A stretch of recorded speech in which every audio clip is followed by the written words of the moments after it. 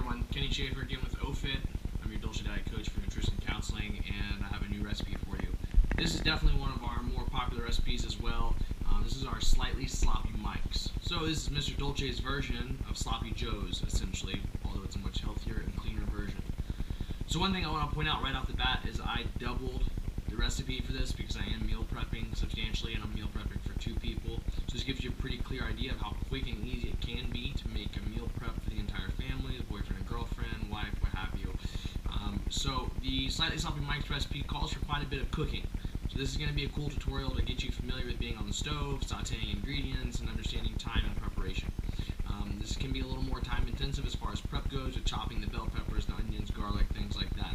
Once you actually get the ingredients onto the stove and into the saute pans, it doesn't take that long. I'd say maybe 15 minutes at most. So we'll go ahead and get into this. I'll go over the ingredients and the cooking process while it happens. Thanks, guys.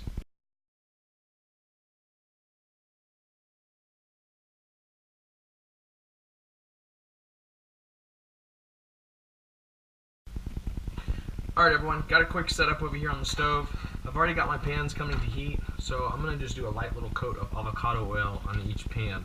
So when you're cooking those stainless steel pans, it's important, for one, anytime you're cooking on the stove, you don't really want to exceed over a medium heat. You usually want it more on the low medium side, so just under that medium heat. But also, I had the wrong burner on, so we're going to give that one a second. While your stainless steel pans come to heat, you want to let that happen for about 2 minutes for a couple of reasons. One, it ensures that you have an even cooking surface. But also, stainless steel pans are made up of micro pores. So by bringing the heat to temperature, i.e. letting it warm up for 1.5 to 2 minutes, you're actually allowing those micro pores to get even more micro and condense down, because as you know, when things get hot, they expand. So then the same thing happens. We put a little oil onto the pan, and you want to let the oil come to heat, get a nice coat across the pan. So again, 2 things. You're creating an even cooking temperature, but also, more importantly, is you're getting that oil into the last bit of the pores that are on the pan and kind of sealing them shut, if you will, which will ultimately give you that non-stick effect that most of us are looking for. A lot of people don't like cooking with stainless steel pans because they complain about things sticking to the pan, they ruin the pan. That's simply either because you have really cheap stainless steel or you're using them incorrectly. It took me quite a while to get it down, but now it's all that I cook with. So, with this recipe, traditionally, it calls for a bell pepper, 1 onion, a couple cloves of garlic, and 1 cup of chopped tomatoes. Since I doubled this recipe, I have 2 chopped onions. I used red and white. I have 2 bell peppers. I used yellow and green. I have 6 cloves of garlic. Again, I like garlic.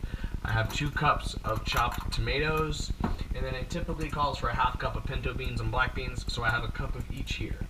So first off, what I like to do is I'm going to throw in the tomatoes first. So the pan's already hot, so it's probably going to sizzle.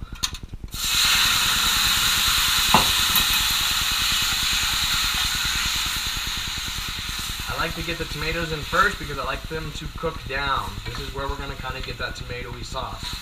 I like that pan to come to a nice good heated temperature because it immediately starts breaking down the tomatoes.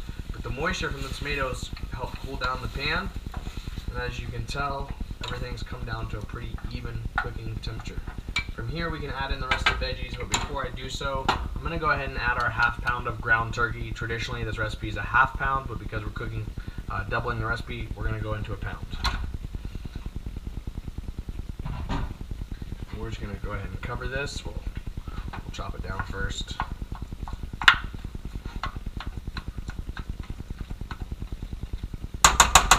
Make sure we'll leave that covered.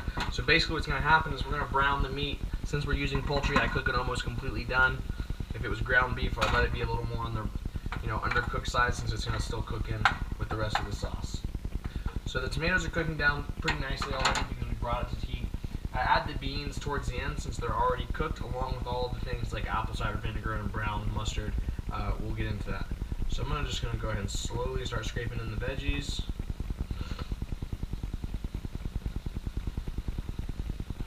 Everyone kind of has their own method of how they like to do things. For me, I like all the flavor to get in together. With the sauces, those go in at the end once everything's cooked down. So this is going to be a pretty large batch. Our recipe already calls to serve about 4 serving sizes. So doubling that, we're going to be looking at about 8 to 10 or so. So with the slightly sloppy mics, you can of course serve this over something like quinoa, brown rice, or very traditionally, you can serve it over some bread. It's totally up to you. So we'll go ahead and give this another little stir. So the rest of the ingredients for the basic recipe calls for a half tablespoon of apple cider vinegar, a tablespoon of maple syrup, a tablespoon of Worcestershire sauce, and a tablespoon of spicy mustard.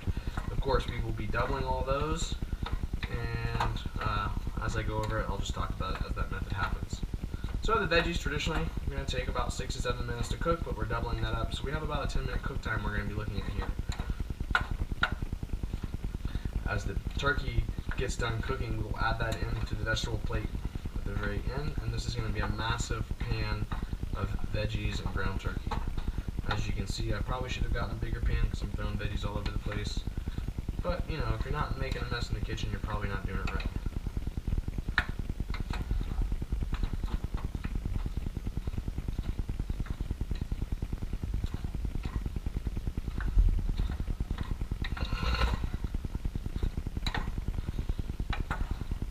So I'm mostly just stirring all this up right now to make sure everything gets evenly distributed, breaking apart the onions, making sure the tomatoes are cooking.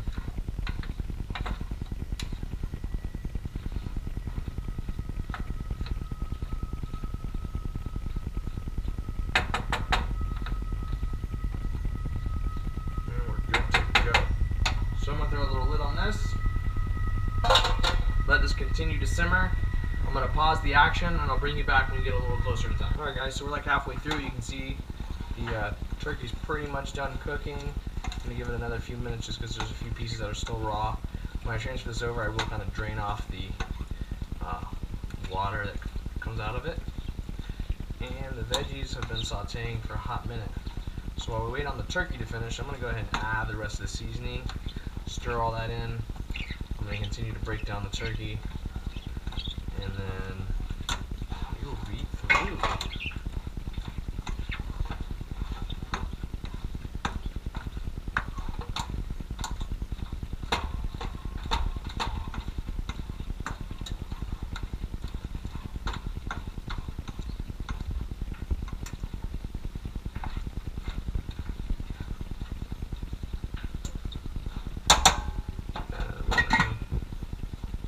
Like I said, it was a half tablespoon of apple cider vinegar, so we're going to add in a tablespoon.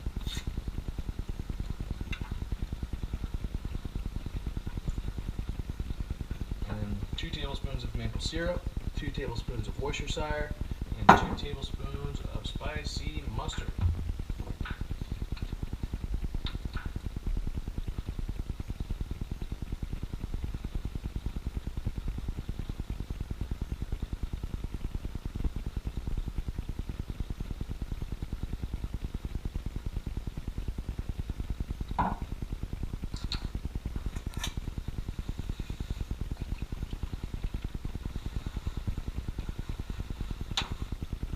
Worcestershire is next. That was a little heavy.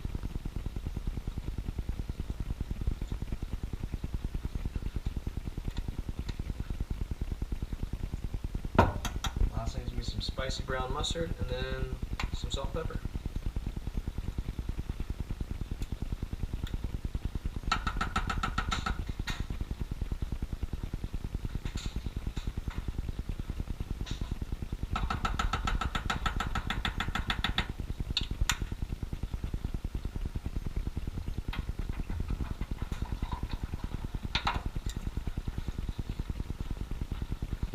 Again, doing 2/4 teaspoons Himalayan pink salt. Shout out to On It. Use this stuff every day, quite often.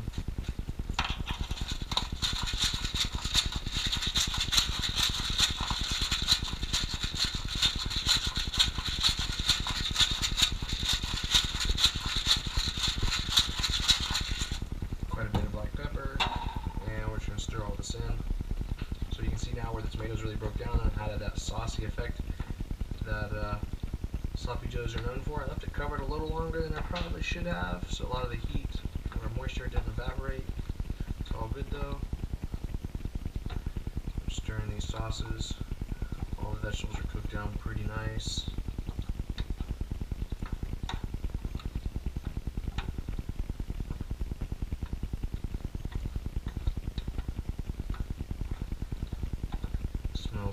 delicious in here. You guys love this recipe.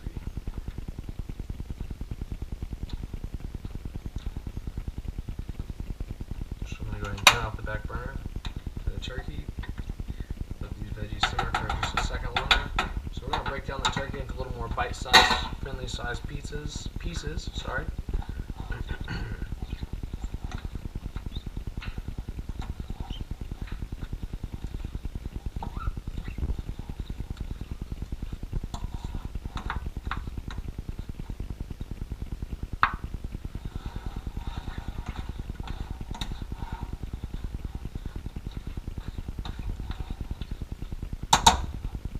Drain off some of the fluid from the turkey.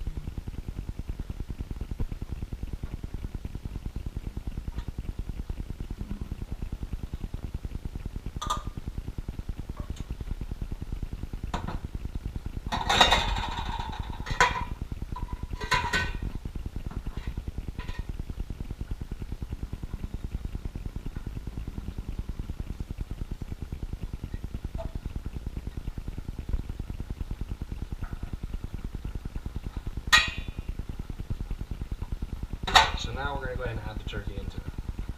Nice and slow, trying not to make too much of a mess.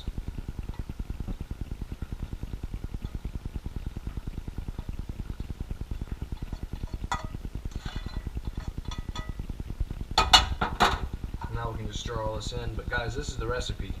So, it took me about 20 minutes to make it all, not counting the prep time. So when you serve this, like I said, you can serve it over something like quinoa, you can serve it over something like brown rice, or you can go the traditional method and use bread. Obviously, if you're serving it over quinoa or brown rice, those parts can be prepped ahead of time. If you serve it over the bread, that's not something you may want to put in ahead of time if you're prepping, because it will get soggy. I don't really care if it's soggy, that's my own personal preference though. We all got our own little things that we like to do. For me, it's just an extra step that I have to do in the morning to prep my meal, grab fresh bread, do this and do that. So a lot of times I just end up doing it with the quinoa or the brown rice. This week I am going to do it with bread just because. So I'll toast the bread and just deal with it being slightly soggy. So go ahead and turn this burner off. Alright guys, so while we're stirring all this in, we're going to go ahead and add the beans. This is the last piece because I did buy canned beans, so they're already cooked. I don't like them to get extra mushy. So you can see where this becomes quite a bit of food. This is about a serving size for 8 people. I grabbed a smaller pan than I probably should have used. I'm having a little bit of difficulty stirring it up, but you guys get the idea. So I have turned off the burner at this point. Just letting everything condense down.